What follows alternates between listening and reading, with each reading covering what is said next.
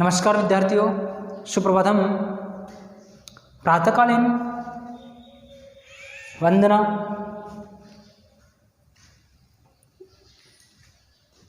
विद्यार्थियों, आज 10th class Hindi विषय के बारे में हम जानेंगे। आज का हमारा जो प्रकरण है, ये प्रकरण है कारक।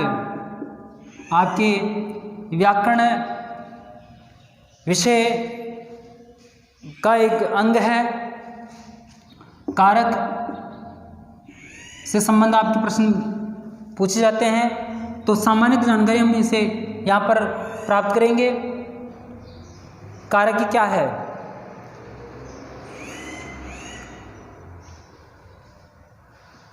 देखिए विद्यार्थियों, पिछली क्लास में आपने पढ़ा होगा कि कारक क्या है या कारक किसे कहते हैं, लेकिन 10th क्लास हिंदी के अंदर कारक से संबंधित प्रश्न पूछे जाते हैं। तो देखिए, कारक परिभाषा में देखते हैं हम। परिभाषा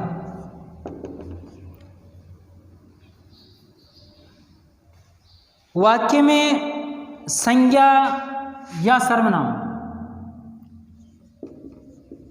वाक्य में संज्ञा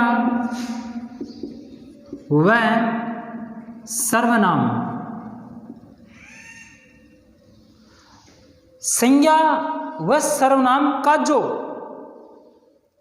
स्वरूप है, संज्ञा व सर्वनाम का जो स्वरूप है, उस स्वरूप का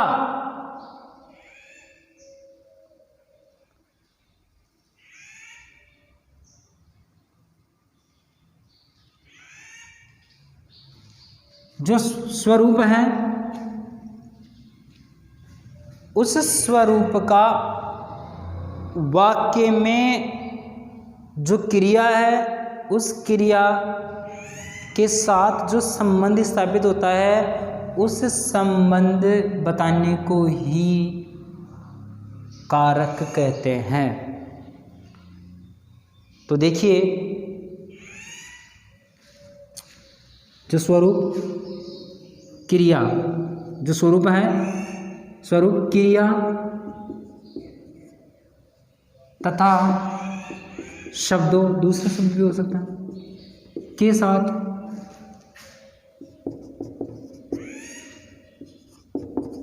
जो अभी मैंने बताया क्या करता है, वो संबंधित स्थापित करता है। क्या करता है?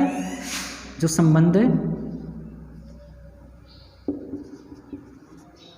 संबंध स्थापित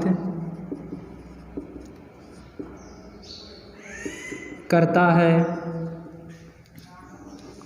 कारक कहलाता है या कारक कहते हैं। एक ही बात है। मूल चीज क्या है बच्चों? वाक्य में, वाक्य होगा, उस वाक्य में संज्ञा होगी या कोई सर्वनाम होगा। वाक्य में क्या आती है? क्रिया आती है। क्रिया या इनके बीच में और इसके पहले कोई और शब्द भी हो सकता है।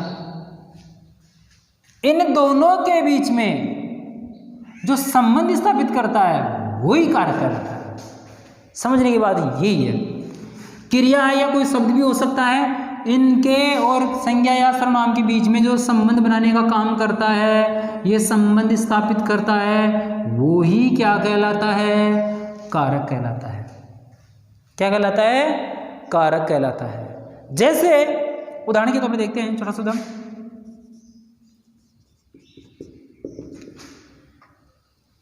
संगीता गाना गाती है। संगीता गाना गाती है। एक बार इसको यहीं पे रहने दो, सीधे समझ जाओ आप। कर्म के लाए बीच में, बिना कर्म के समझ ले एक बार। ये वाक्य संगीता गाती है। गाती है क्या है? क्रिया। कौन गाती है? संगीता। कौन गाती है? संगीता। तो ये क्रिया को कौन कर रहा है? कर्ता। कौन कर रहा है? कर्ता। ये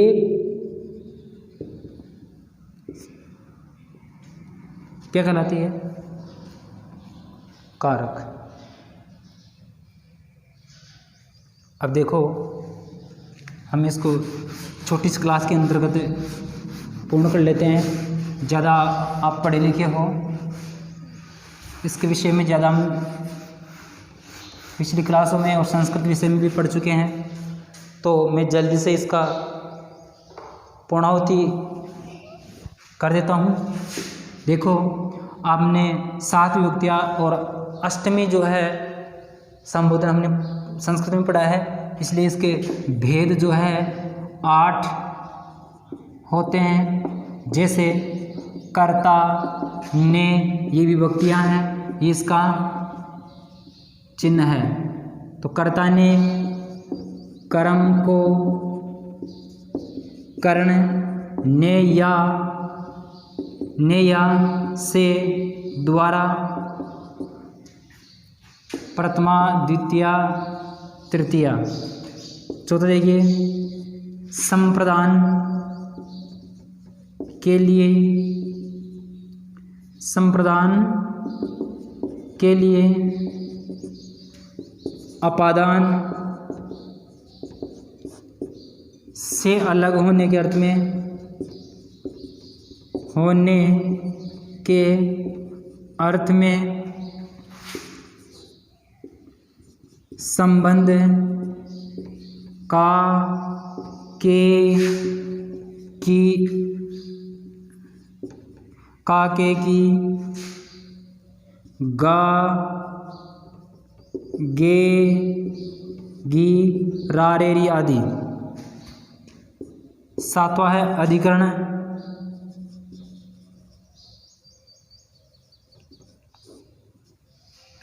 में, पर, ये आदि। 8वां है संबोधन। हे, अरे, ओ। तो विद्यार्थियों देखिए, ये 8 विभक्तियाँ, सब 7 विभक्ति और अष्टमा जो संबोधन है, ये 8 के 8 हमने पढ़ लिए हैं। देखिए, ये कर्ता विभक्ति अलग है और इनका संबंध चिन्ह जो है ये करते हैं। राम ने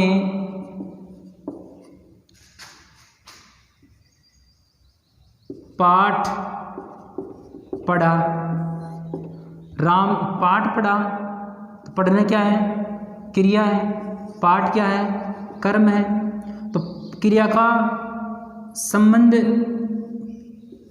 जो है पाठ का संबंध है। ये पढ़ना, पाठ पढ़ रहा है, कौन पढ़ रहा है? राम पढ़ रहा है। राम ने, राम ने, तो ये क्या है? संबंध स्थापित कर रहा है। ये तो हमने परिभाषा में पढ़ा था कि क्रिया व अन्य पद शब्द या दोनों में, या दोनों का संबंध किसके साथ स्थापित कर रहा है? राम के साथ में। यानी पढ़ कौन रहा है? पाठ कौन पढ़ रहा है? राम पढ़ रहा है। कौन पढ़ रहा है? पाठ किसने पढ़ा? राम ने। ये चिन्ह, ये क्या है? कारक है। ठीक है विद्यार्थियों, इसी प्रकार देखिए, वैभव ने गीत गाया। वैभव ने गीत गाया। गीत गाया, गाना क्रिया है, कर्म है। ये इधर क्रिया कर्म दोनों का संबंध किससे है? किसने गाया? गीत किसने गाया? वैभव ने। गीत किसने गाया? वैभव ने। अच्छा, इन कारक जिनको क्या करते हैं? पर सर्ग। ये याद रखना, भूलना नहीं, इनको परसर्ग भी कहते हैं। क्या कहते हैं इनको? परसर्ग भी बोलते हैं। हिंदी शब्दकोश में यदि आपके ऐसे आ जाए तो आप इसको अपने ध्यान में रखना कि कारक चिन्ह है इनको परसर्ग भी जो है हम कहते हैं।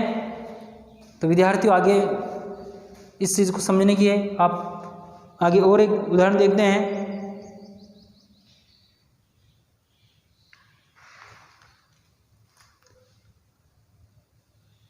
कर्ता ने आ गया, अब कर्म समझने के उदाहरण देखते हैं।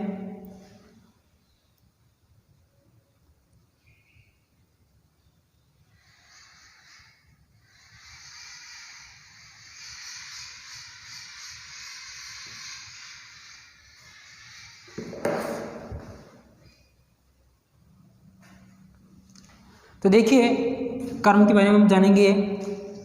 कर्म कारक का प्रयोग प्राय सजीव कर्म के साथ में होता है। देखो ये प्राय सजीव के साथ में जो है इसका प्रयोग है। सजीव कर्म जो है, कर्म कैसा होना चाहिए हमारा? सजीव कर्म सजीव होना चाहिए, तब जाकर के हम इसका प्रयोग करेंगे। तो देखिए कैसे होता है। मान लीजिए मालिक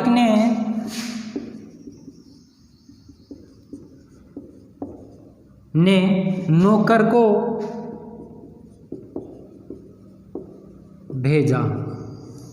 तो किसने भेजा? मालिक ने। ये तो गया कर्ता। कर्म कारक भेजा, किसने भेजा? वो क्रिया वाली मैंने वो चीज़ बताई आपको, क्रिया पढ़ाई तो किसने भेजा? या किसने भेजा? मालिक ने। किसको भेजा? नौकर को। कर्ता और कर्म, ये क्या हो गया? कर्म। तो कर्म को ये कर्म को कर्म कारक हो गया सीधा सा।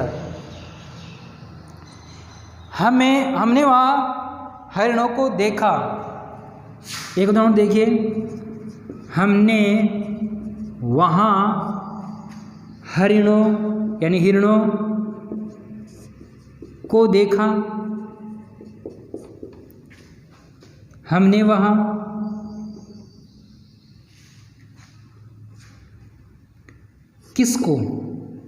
किसको भेजा? नौकर को। किसको देखा? हरिणों को। कर्म कारक। कर्म कारक। किसको देखा? हरिणों को। तो देखो किसको ये सब ये लगाएंगे हम क्रिया के, तो आंसर आएगा हरिणों को। कर्म का आंसर आ जाएगा। सॉरी, ये कर्म का आंसर आ जाएगा। अच्छा एक चीज़ और है, हम ये देखेंगे कहना और पूछना क्रिया के साथ में जो है कहना, ये बात नोट करना भाई। एक तो कहना, एक है पूछना, ये दो क्रियाएं हैं। नोट कर लेना भी, इन दो क्रियाओं के साथ में को के स्थान पर से का प्रयोग होगा। ये नोट करने की बात है, ध्यान देने की बात है। Note to be point. कहना और पूछना दो क्रिया है। इन दो क्रियाओं के साथ में को, ये जैसे हमने कहा कि को, यहां पर वो को नहीं आएंगे, क्या आएगा? से। कैसे आएगा अब हम जानेंगे।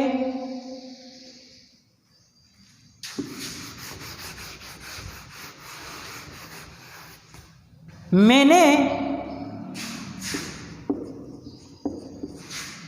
आनंद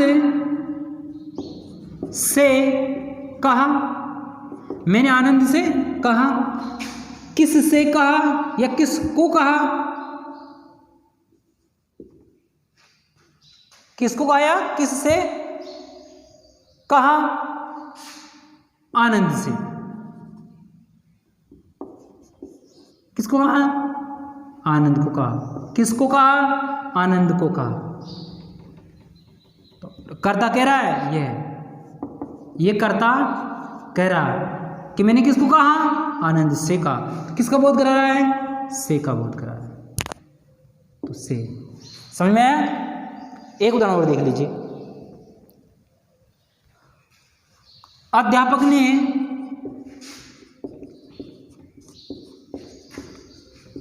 लड़कों से प्रश्न पूछा, अध्यापक ने, तो कौन हो गया ने, कर्ता। प्रश्न और पूछना, पूछना क्या है, ये देखो पूछना क्या गई, क्रिया, इसका मतलब को तो आएगा नहीं, क्या आएगा, से। किससे पूछा, लड़कों से पूछा। किससे पूछा, किससे पूछा, लड़कों से पूछा। तो लड़कों से, लड़कों से, तो ये क्या हो गया, कर्म हो गया। क्या हो गया, कर्म हो गया। आगे देखते हैं। और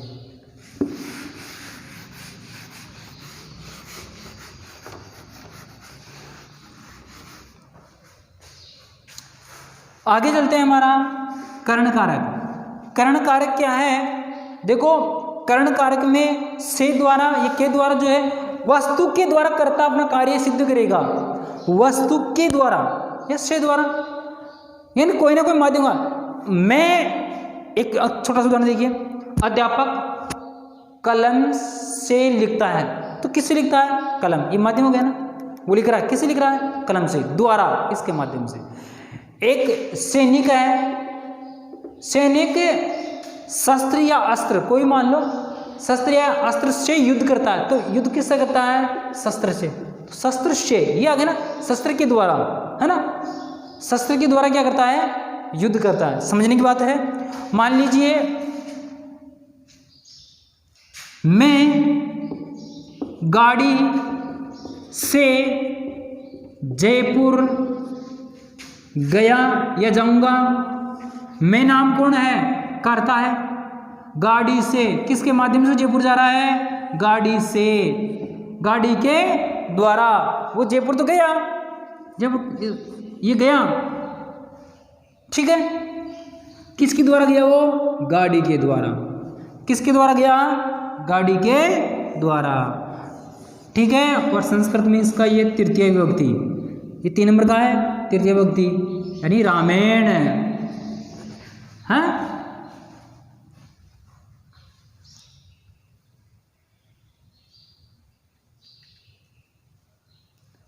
उदाहरण और देख लीजिए, हम हाथों से लिखते हैं, तो हम किससे लिखते हैं, हाथों से। किससे लिखते हैं, हाथों के द्वारा लिखते हैं। आगे देखिए,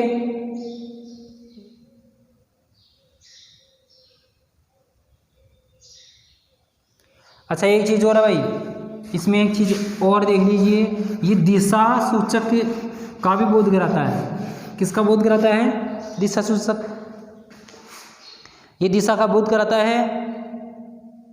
लंदन भारत से दक्षिण में है, लंदन भारत से दक्षिण में है, तो देखिए दिशा से, किससे, किससे, दक्षिण से, किससे है, दक्षिण से। तो ये बात थोड़ा सा, ये कुछ, ये दिशा का बोध कराता है। किसका, दिशा का बोध कराता है। कौन, कर्ण कारक। आगे देखो, संप्रदान के लिए, संप्रदान के लिए मैंने संगीता के लिए पुस्तक खरीदी, तो किसके लिए, किसके लिए, संगीता के लिए। किसके लिए उतराया, संगीता के लिए, तो संप्रदान के लिए, किसके लिए, संगीता के लिए, तो आ गए ना के लिए, मैंने संगीता के लिए पुस्तक खरीदी। और देखिए, मैंने पिताजी के लिए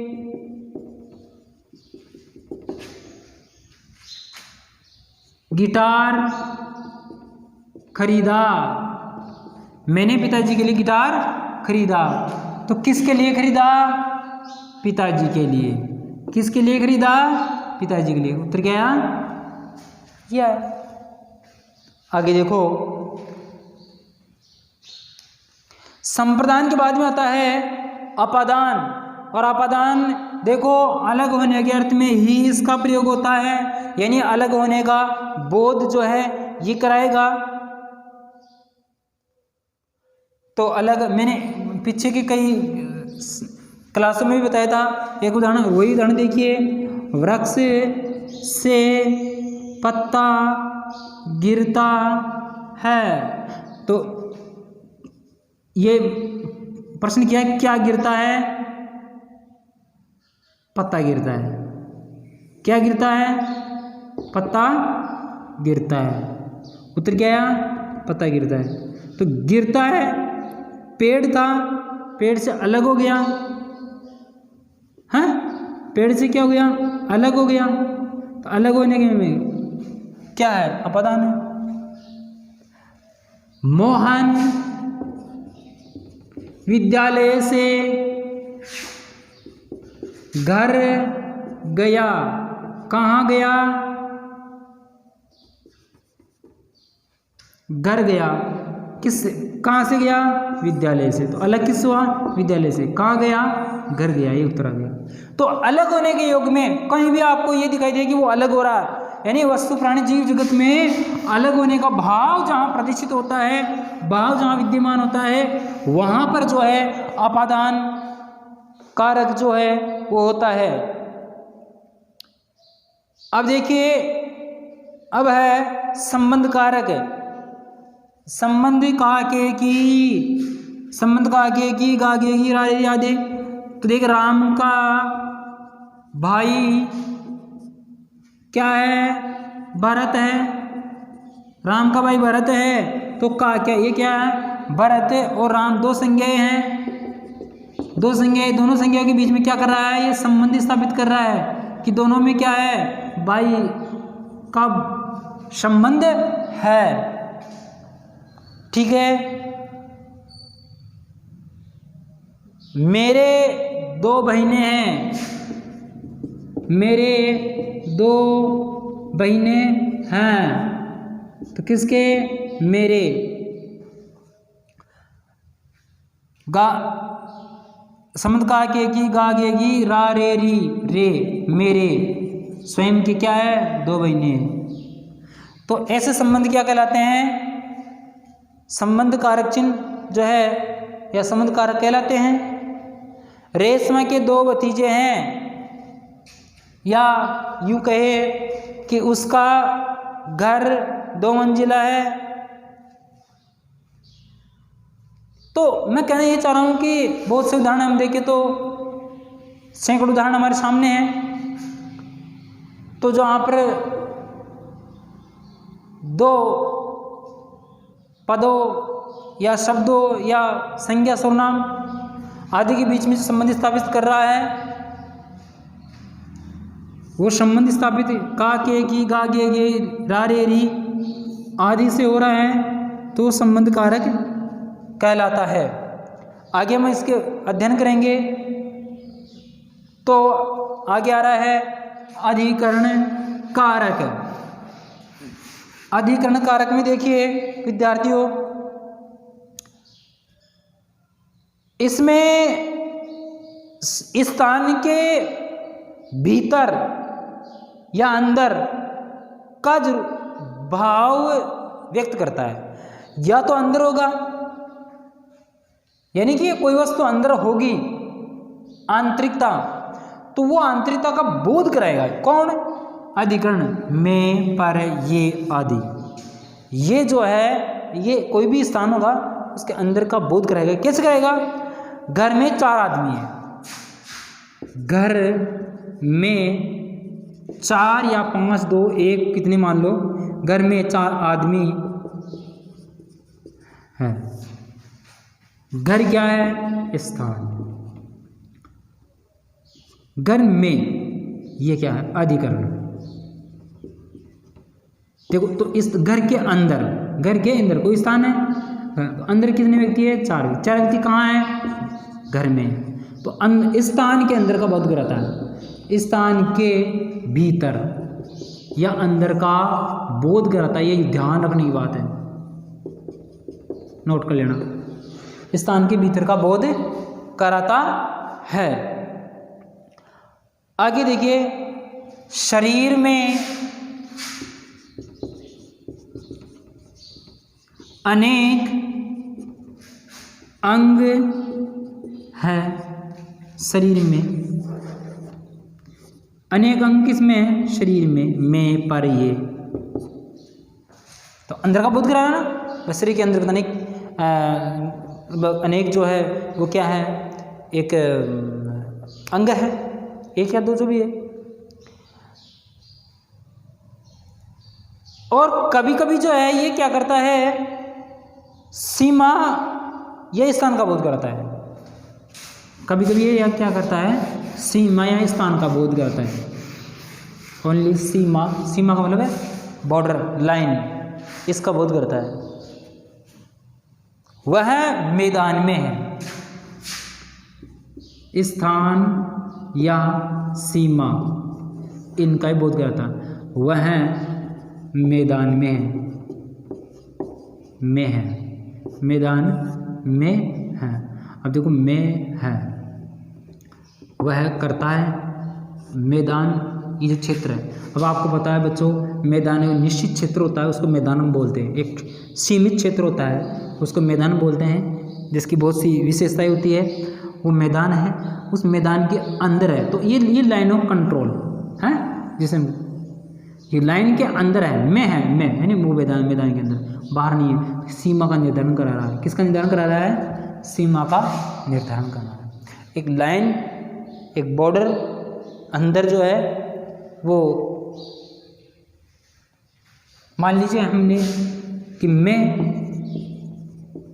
विद्यालय में हूँ। आपसे गौरव ने पूछा कहाँ है? मैं तो स्कूल हूँ या विद्यालय में हूँ।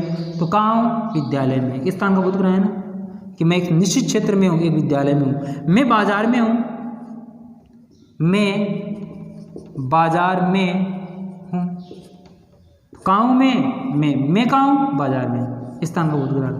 मैं किसका बोध करा? तो ये मैं जो है एक स्थान, सीमा या स्थान के अंदर का बोध करा। बात वही है। बाजार में तो बाजार एक स्थान होता है, उसके अंदर हूँ। विद्यालय एक स्थान है, उसके अंदर हूँ। मैदान एक क्षेत्र है, स्थान है, उसके अंदर है। तो ये सीमा, बॉर्डर लाइन जो है, इसके अंदर का बोध कराता है। कौन कराता है? अधिकरण कारक। अधिकरण कारक इसके अंदर का बोध कराता है, स्थान विशेष सीमा की।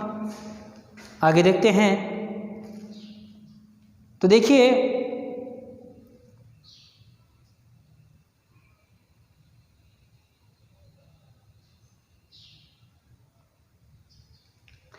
एक जो इसमें पर यानी कि ऊपर होने का भाव व्यक्त करता है। ये ना पर, ये ऊपर भाव व्यक्त करता है। भाव है नहीं, इसका भाव बोध कराता है। कैसे? उदाहरण देखते हैं।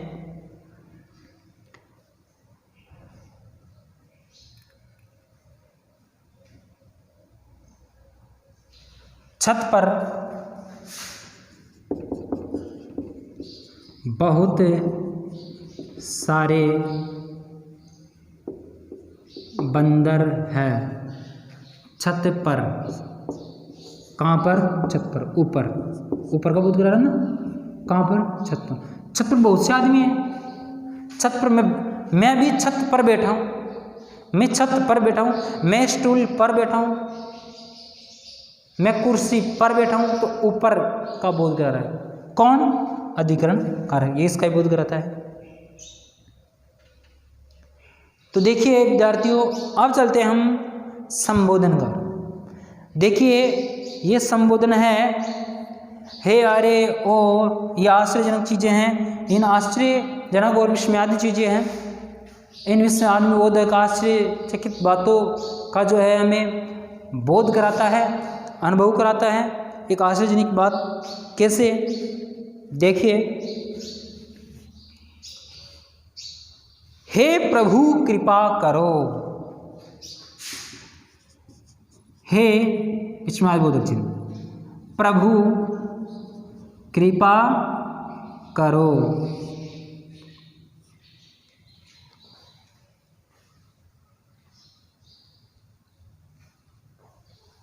तो देखिए हे ये विस्मयादिबोधक चिन्ह है, आश्चर्य हर्ष शोक विनोद का बोध करा रहा है। आगे देखिए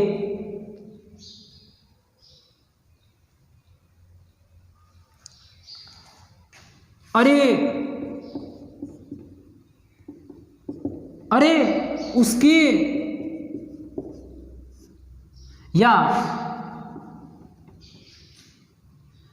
सीधे कर लो, अरे उसके कोरोना हो गया। हाँ, हम ऐसे करते ही हमारे मन में क्या हो जाएगा, एक डर है। अभी जो वैश्विक महामारी चल रही है, अरे उसके कोरोना हो गया, टूट जाओ है, एक घृणा एक भाव कैसा पता, अरे ये क्या है, संबंध होता है।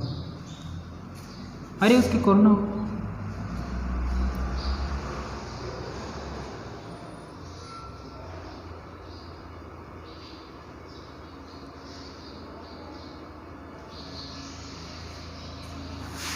एक उदाहरण और देख लीजिए।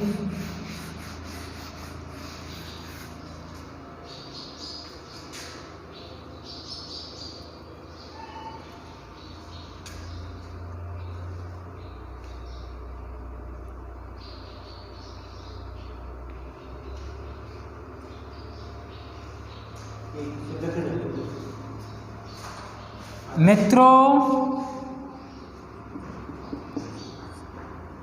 हाँ, एक वाक्य बनाने का प्रयास कर रहे हैं।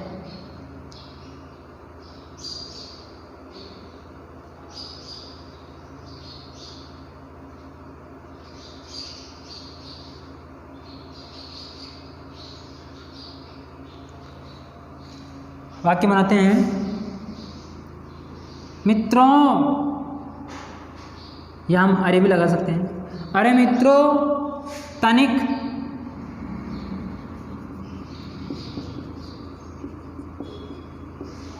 इधर भी देखो।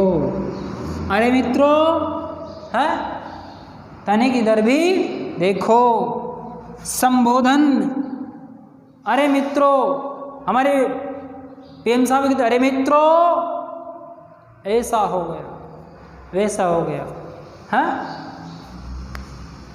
जो भी है, तो वो संबोधन में कहते हैं। अपने क्या कहते हैं, वो संबोधन कहते हैं। आज हमारे पीएम साहब का जो है वहाँ पर संबोधन होगा, है, तो वो संबोधन यही है। वो संबोधन क्या है, वो यही तो है कि अरे मित्रों, वो कहते हैं ना, तो वो संबोधन है। समझने के लिए मैं बता रहा हूँ। तो विद्यार्थियों, ये कारक चिन्ह यहाँ पर जो है, इसी प्रकार हम वाक्यांश या शब्दकोश में कारक चिन्ह यदि पूछा जाए तो आप इस प्रकार पता लगा सकते हो और इस प्रकार कार्य की पहचान कर सकते हो। तो आज ये सब बातों के लिए मैं आज यहीं पे इस टॉपिक को समाप्त करता हूँ। कारक आपकी यहीं पे समापन की ओर है। धन्यवाद। साधु।